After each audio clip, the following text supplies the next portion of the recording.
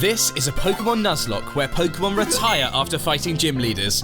Let's get you up to speed. My name is Macho Brace, and some of you may already know me from shorts, TikToks and Reels, but for the vast majority of you, I imagine this is the first time you have ever heard my voice. So, hello, welcome, and I apologise for any terrible jokes you're going to hear from here on out. Now, I love Pokémon, and you probably love Pokémon too, and I'm sure you've seen 1,000 Nuzlockes on Pokémon Emerald. So what's different about this Nuzlocke? Well, this one has a twist.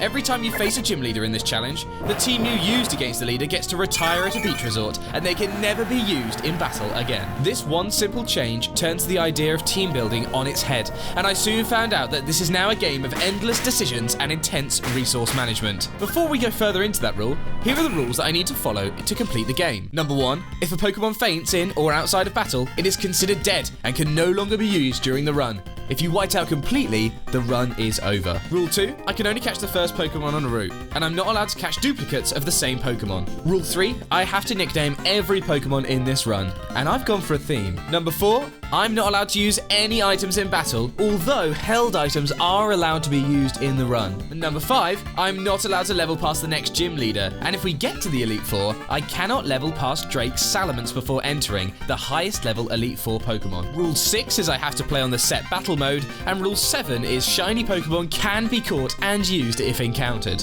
And finally, Rule 8, if a Pokemon is used against a gym leader and survives, it retires to the Luxury Bull Resort, and it cannot be used again for the rest of the run. I've also decided to add something called a TM clause to this challenge. Due to me being so in the dark with Nuzlockes and every other type of challenge run, I thought I'd give myself something of a fighting chance. I have access to every TM from the start of the run, but once it is gone and can't be used again. And I can't pick up TMs and use those to replace them. It's also worth noting, I don't have access to HMs until they are given within the story. So, with all that groundwork laid out and our name chosen, we started this Gymlocke challenge. Okay, so you might be a bit confused on the Gymlocke premise still, so we'll kick it off with an example. My first encounter in this run is actually my starter Mudkip, whom I called Orbit. So instantly, I could use Orbit against the first gym leader, Roxanne, for an easy victory. And usually, you would do exactly that, but if I do use Orbit here, then I can never use it again due to the retirement clause, meaning I would be without Swampert for the rest of the run. This was the first decision of hundreds. I made quick work of May in a heated battle before getting some more encounters. On Route 101, I caught a Wurmple called Duststorm, and on Route 103, a Wingull called Orbit joined the squad. On Route 102, I caught myself a trusty Zigzagoon called Apollo that most definitely won't be enslaved into HM usage. Once through Petalburg, we made our way into Route 104, where we caught a very important encounter, Marill. This little water mouse that we named Asteroid is going to be pivotal in saving Comet for later fights. Due to its water typing, we waltzed into Roxanne's gym and tsunamied the Geodudes and Nosepass into the deep and walked out with the badge. But now, what happens to Marill? Well, due to its heroics, Marill is now retired, a display worthy of getting to chill out by the ocean at the Luxury Bull Resort, splashing in the sea and sipping Pecha Berry smoothies. Post Roxanne, we got a few more encounters. Petalburg Woods brought us a Shroomish called Atom, Route 116 gave us an Incada called Cosmos, and inside Vendenturf Tunnel, Whismur called Crater joined the team. And along the way, we stopped Team Aqua from stealing poor little Pico away from Captain Briny. Now, after getting our first badge, I realised that I really need to think about what encounters I wanted, because some completely trivialise the gym, which is exactly what we need to do with this sort of run. Dooford Town Gym has one of those encounters, Sableye. After using a couple of repels to guide our encounter, and a bit of luck, we caught Sableye in the basement of Granite Cave, who we named Nebula. Now, this creepy little fella is, by sheer miracle, invincible, but only to Brawly's fighting-type Pokemon. So, with a few Nightshades and a few Astonishes, Nebula swept the second gym with absolute ease. And now, well, our hero is off to enjoy the quiet shaded life at the Luxury Bull Resort, alongside Marill and all the waves. Fortunately, there are enough small caves for it, else I think it would have a miserable time with the sunny shores. After hopping on the boat to Slateport, it really started to dawn on me that outside of Comet, I really don't have a great counter for Watson. His electric typing is nullified by Mudkip, but I have this horrible feeling that if I use Comet too early, then I could end up in a terrible spot later in the run. Before making that decision though, we added some more encounters to the box. A Minun called Pluto and an Illumise called Nova. Also in this time, we evolved Duststorm into Cascoon and then into Dustox, and Crater the Whismur powered up into a Loudred, and Cosmos pulled off the ultimate transformation, giving us both Ninjask and the centerpiece to our new strategy, Supernova the Shedinja. Now, Supernova opened up a few different options for Watson. It does wall 2 Pokemon, but unfortunately it can be hit by Magneton Supersonic, and Voltorb also has access to Rollout. I decided that I would use it, but I would need support to avoid the run-ending scenario. As tempting as Comet would be to use, I decided that Crater the Loudred could be useful. Thanks to our TM clause, I gave it the only Earthquake TM I have to give it a super effective move, and I also gave Supernova Shadow Ball for some stab output. Crater hit the field first, making quick work of Voltorb and Magneton with Earthquake. Its raw power was absolutely unmatched, but we did have to play it safe. Watson's team is notorious for punishing mistakes. Next up was our Ghostly Grub. Its Wonder Guard ability made it the perfect counter to Electrike and Manectric, who couldn't land a single hit on Supernova. And with Shadow Ball in its arsenal, it swept through the rest of Watson's team, and the Dynamo badge was ours. Now in hindsight of this gym, Crater might have been able to solo the entire thing with Earthquake, but I wasn't willing to take the risk of a whiteout in case it couldn't quite pull it off. I also think maybe it was a serious waste of my Shadow Ball TM, as Shedinja had infinite time to whittle down opponents due to its ability, but nonetheless, we did get what we came for. Now Crater and Supernova have earned their retirements, heading off to the beachside resort to relax after their incredible contributions. Shedinja is partial to a shady sunbed, whilst Crater is a fan of Friday karaoke nights. No surprise there. That's 3 badges down, and we're starting to gain some momentum with the challenge. At this point, we need to work out what nonsense Team Aqua and Team Magma are up to. It all starts with a cable car at Mount Chimney, where Magma admin Tabitha thought he could slow us down. Can I just add here, I've played this game for 20 years, and I've only just realised that Tabitha is a man. I even got it wrong in my shorts, and kindly got corrected by the comments. Anyway, Orbit rained on his Numal Parade, and Pluto zapped Zubat right out of the sky. Then, it was time for the big boss himself, Magma leader Maxi. Comet baited and intimidate before Atom stepped up to take down his Mightyena with Mach Punch. Orbit drenched Camerupt with too much water, and Pluto closed things out by shocking yet another Zubat. Maxi defeated. Crisis averted. World still spinning.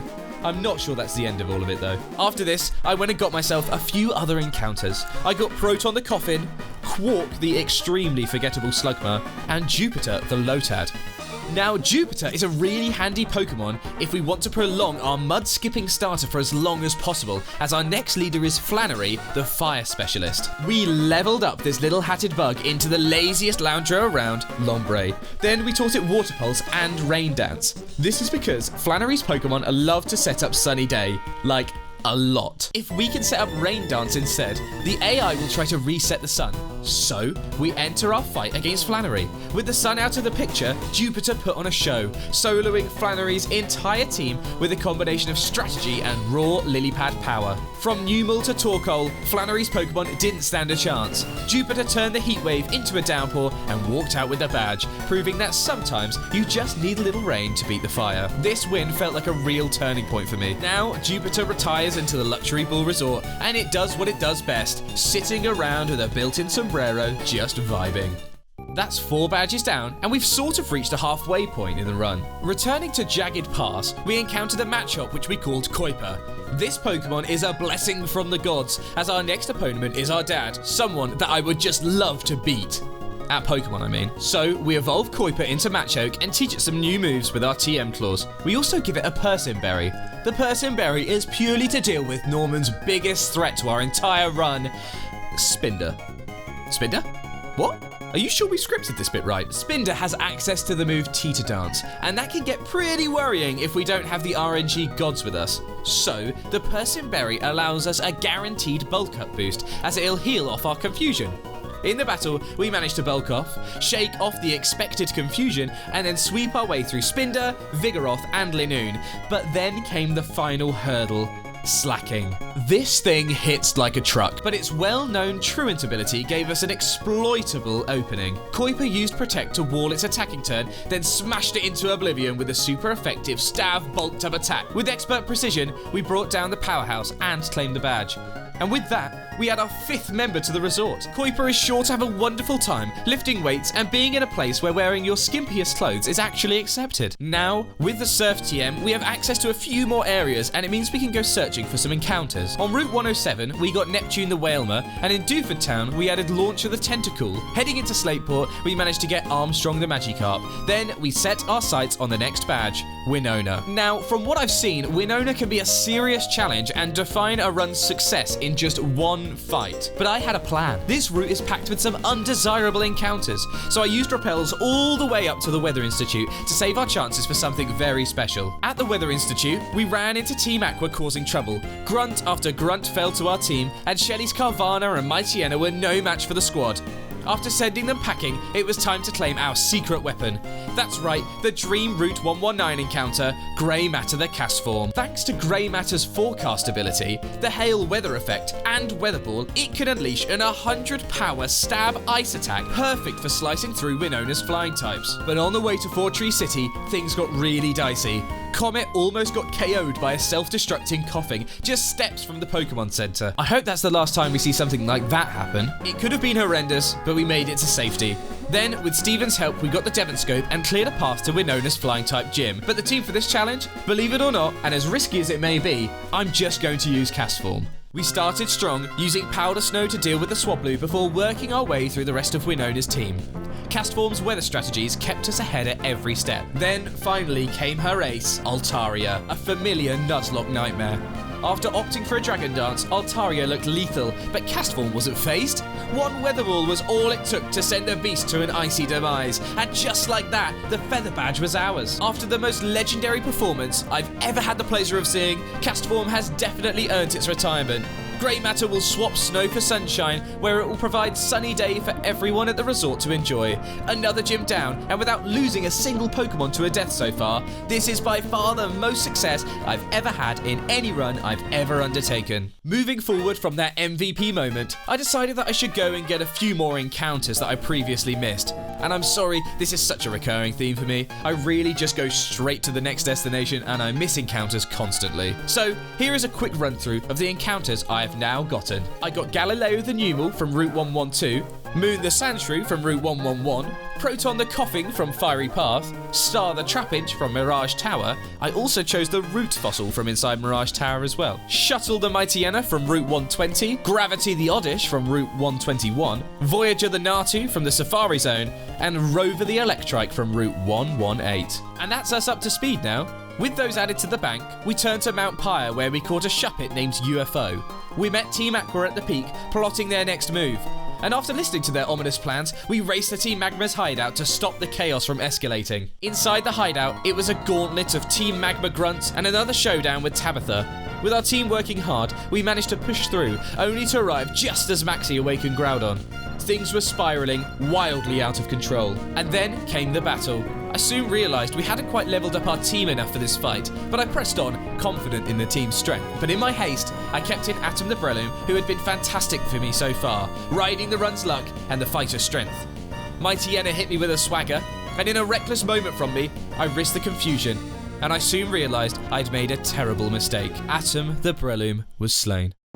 I couldn't believe it. Such an important asset was no more. Atom was meant to be a key part of our Elite Four strategy, but unfortunately, they won't get to see Evergrande City. Atom doesn't retire in the sun like the others, and gets buried deep inside the Magma hideout. Rest in peace, Atom. You're a vital part of this team, and your contributions won't ever be forgotten. We may have won the battle, but it felt like a huge defeat as we crawled our way into Lily Cove City. First up was May and Lily Cove. A fierce rival maybe, but no match for this team.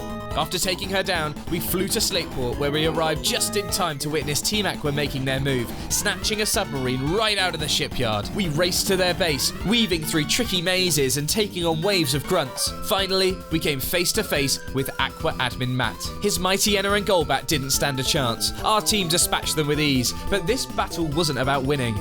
Matt realised he was stalling us all along, giving Archie just enough time to escape with the submarine. With Archie on the loose, we had no choice but to push forward. Our next destination? Moss Deep City, where preparations have to begin for Tate and Liza, who can snowball out of control incredibly quickly. I made my way to the city to begin preparations, and I headed to Shoal Cave, aiming for a Spheal encounter who'd add some serious firepower to the team. And I got exactly what I wanted. Meet Eclipse the Spheal. But then, just steps later, this happened. I was absolutely gobsmacked. This is my first ever shiny in a Nuzlocke, and it's another Spheal. This is one of my all-time favourite palette swaps, and I was in awe of the moment. Let's be honest, I've had incredibly risky strategies pay off this run, and I've ridden luck a lot, but this absolutely takes the cake. I caught the pink beach ball and decided to call it Triton. Finally, I used the shiny claws that I thought I never would use, and whilst Eclipse was meant to be an all-time great of our team, let's be honest, Triton is going to eclipse Eclipse. I'm sorry, buddy, but shiny power prevails. Consider it an early retirement. After this shining moment, preparations had to continue. I grabbed the super rod from a fisherman in Moss Deep, and I fished up a Sharpedo on the coastline. Radiation the Sharpedo is the perfect counter for Tate and Liza, with super effective typings against all of their Pokemon. Next, I decided it was finally time to use Orbit the Pelipper, my trusted level 2 encounter I got all the way back from Route 102. And with Radiation and Orbit, I had a duo that could handle this gym's troublesome twins. But honestly, this fight was pretty straightforward, pressing Surf on everything with a quick crunch from Radiation to handle their Xatu. And just like that, within a minute or two, the 7th badge was ours. Orbit and Sharpedo were an unstoppable pair, securing the penultimate gym badge for the team. The duo retire off the coast and enjoy their time around the waves around the Luxury Ball Resort. Call it risky, but when it comes to resource management, you may have noticed I tend to favour using as few Pokemon as possible with an element of risk in the strategy.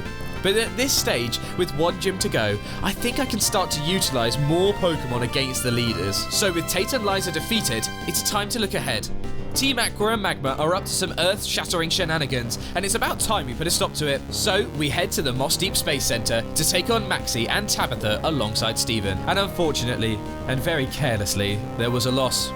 But don't worry, it wasn't ours. It was Steven's Metang. And honestly, I'm not even sure he's playing by our rules. After that, we got the Dive HM from the previous champion and made our way to the Aqua hideout.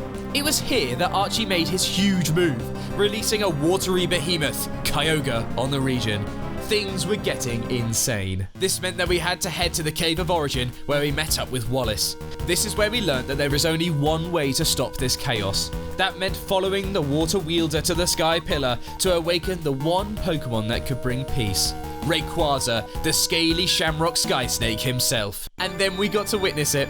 Possibly the best and most nostalgic cutscene in Game Boy history. Rayquaza descends from the skies, causing the earthly titans to retreat. And finally, the region could breathe calmly again. Both Team Magma and Team Aqua admitted defeat, realising the error of their doomed plans and leaving promptly without any sort of police intervention or any sort of consequence. With peace restored, there's only one thing left to do, and that is take on the final gym of the run, Juan. But we can't jump straight into that yet, we need to prepare. For the concluding gym, I've decided to bring Pluto the Minun as my electric type. I've used it throughout my team in this run, and I was shocked to see that it gained Thunder through level up. Then, I decided the grass type might be useful, so I took my root fossil over to Rustborough and I got Moonrock the Lily. With some training, I managed to get myself a Cradily that was ready for the fight.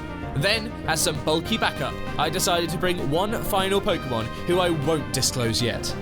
We started with Pluto, who made quick work of Luvdisc before swapping into Moonrock to take down the Whiscash after an embarrassing amount of time. Then I brought back in Pluto to thunder the Celio and the Crawdaunt. Thanks for the rain dance, mate. Now, finally, Juan brings in maybe the toughest Pokemon in the entire run, Kingdra. I tried to outmaneuver the colossal Seahorse with Pluto, but it was just too tanky with its rest set.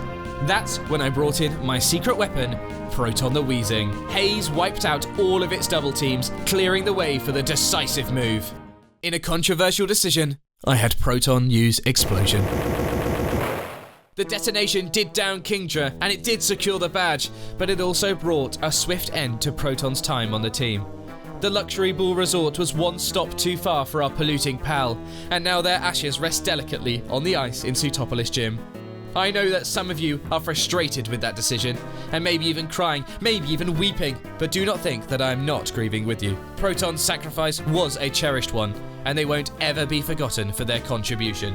With the final badge in hand, and tears rolling down our faces, it's time to head towards Evergrande City. We make our way up the waterfall and come face to face with Victory Road. Inside here, tough trainers littered the road. Wally was in here waiting to try and chip away at us even more. But finally, after treacherous travelling, we reach the final gauntlet, the Elite Four. The way the level cap works at this stage is that we level up to the highest level Pokemon in the Elite Four, which is Drake's level 55 Salamence. Now, I've been saving one Pokemon encounter for this entire run before we got to the Elite Four, and I'm going to head back to Lily Cove to do a bit of fishing. Because I already have a Wailmer, I can use my Super Rod until I get the star of the show, Staryu. I caught Hydra and leveled it up to Starmie, and this was the final puzzle piece for our team. So, after some training, moveset creation and leveling, I have my final team. Comet the Swampert will be an excellent all-rounder and useful with its substitute punch setup. Triton the Walrein will obviously have to be used, but will hopefully be useful against Drake's Dragons. Rover the Manectric will be useful against the champion and hopefully can support with Glacier. UFO the Banette has Shadow Ball in its level up moveset and hopefully will be the Reaper against Phoebe. Gravity the Vileplume has a Sunny Day Solar Beam set that could be really important against our rain-fueled champion. And finally, Hydra the Starmie has a varied moveset that can provide support throughout the challenge with its high special attack. And with that finalised, we took our steps into the final gauntlet. Only the Elite Four stand between us and the end. All the retirements, all the fatalities. Can we bring this home or be left in shame? First up, Sydney. Due to the level system, we do dwarf his initial Pokemon. After Swampert came in for Mightyena, it was Triton who took down Cacturn, Absol and Shiftry before Manectric came in to shock Groudon to a death-free win. 1 down, 4 opponents to go. Phoebe the Ghost Specialist was up next, and this is where UFO was always going to shine. Taking down Dusclops, Banette, the other Banette, and then the other Dusclop... Oh, no. Well, we nearly took it out, so I guess we'll just take it down on the next A critical hit. Something I've dodged in battles since the start has finally come back to haunt me. Dusclops Shadow Ball hit UFO hard, and we lose our Poltergeist puppet to the Cyclops. A pivotal team member for this fight, who unfortunately could not see the job through. This being said, UFO did enough to get us through the ghosts, and their sacrifice will always be valued. Rest in peace, UFO. I hope you continue to haunt wherever you may be. It wasn't clean, and it certainly wasn't fun, but our remaining 5 move on to the next challenge. Next up is Glacier, the Ice Queen. We start with Hydra. Starmie takes 2 turns to tackle Celio, and Hale gets set up. Then we swap into Comet as Glalie comes in. With some substitute and focus punch shenanigans, we take down Glalie, Celio and the second Glalie. And then Walrein comes in. I can't take it on with Comet, so I swap to our Manectric, Rover. We get hit hard initially, and then I have to make a critical decision. Thunder and a chance to miss, or chip off some health with Shockwave and potentially go down. I go for the Thunder and... it misses. Walrein then obliterates Rover, and unfortunately our electric pooch is put to the sword. Rover was a critical part of this run, featuring in my main team throughout as my go-to electric type. He was a faithful dog with a reliable set. Rest in peace, Rover. You will be sorely, sorely missed. I'll cancel the tennis ball shipment to the resort. With some luck, Starmie manages to take down Walrein, and we are over the halfway point. Next up is Drake, and this is where Triton will finally get his chance to blossom. He makes quick work of Shelgon before Drake decides to throw in his ace, Salamence. Salamence uses a Rock Slide and crits Triton, leaving them in the orange. Ice Beam connects and then Salamence goes down, but we're in a really uncomfortable spot. Next in is Altaria, who fortunately Dragon Dances as we resto Chesto back to full health. An Ice Beam later makes quick work of the Bluebird, and it's followed up by Kingdra, a painful reminder of Proton. With some encore tomfoolery and some tactical chip damage with Surf, we can finish off Kingdra with an Ice Beam, and now it's Flygon who's left. Flygon goes for an Earthquake, but it's just not enough. Triton uses one final Ice Beam and the dragon drops. We have conquered Drake, we have conquered dragons, and we have conquered the Elite Four. It's always a slow rise to the top. The staircase is cold and the forehead is sweaty. You remember where you started, when you started, and who you started with. We have been skillful, tactical, lucky at times. But that doesn't mean anything until we walk past that champion. It's Wallace now, and our 4 remaining Pokemon have the world on their shoulders. Let's do this. We open up with Gravity, who set up Sun and Solar Beamed Wailord before Milotic came in. With a Sleep Powder connecting, we made light work of the Sea Snake, and this was followed up by Tentacruel. Unfortunately for the Tentacle Terror, its Poison Water typing makes it weak to ground, so Comet could come in and bury it with an Earthquake. Ludicolo soon followed, which encouraged us to swap back into Gravity. With it put to sleep, we could heal up and whittle it down with Solar Beam. Whiscash came next and was swiftly sent to Nurse Joy with another Gravity KO. Then finally came Gyarados, a Gen 3 threat that can turn fights on their head immediately. But I planned for this. Even with Rover gone, I made sure that I had a contingency plan in Hydra the Starmie. I swapped it in and hit the Sea Dragon with a 4 times effective Thunderbolt, which sent it recoiling to the ground. And after what felt like an eternity, the beast faded away. Time stopped, and the final fight was complete. Ladies and gentlemen, we have just completed the Pokemon Emerald Gymlocke. We have had huge wins, huge wins. We've had cult heroes, pantomime villains. We've had long-time friends and ones that just passed us by. But most of all, we've had monumental success. In retrospect of the past month I've spent on this project, it doesn't really seem real. I've grown on YouTube more than I ever thought I would, and I found myself making this silly Pokemon adventure channel into a reality. I'd love to say it's purely been a breeze, but it hasn't. And I've really strived to improve as a commentator, an editor, and a strategist. But what I will say is that I'm so thankful for this community. I normally give up with things, I get sidetracked and I just move on. So it's really useful to have a group of like-minded people backing me to the brim. And that has been phenomenal. And I'm very thankful, so thank you to all of you. As for Macho Brace, Gymlocks, and content as a whole, well, we're only getting started. This has been Macho Brace. Thank you for watching, and I'll catch you at the Luxury Ball Resort.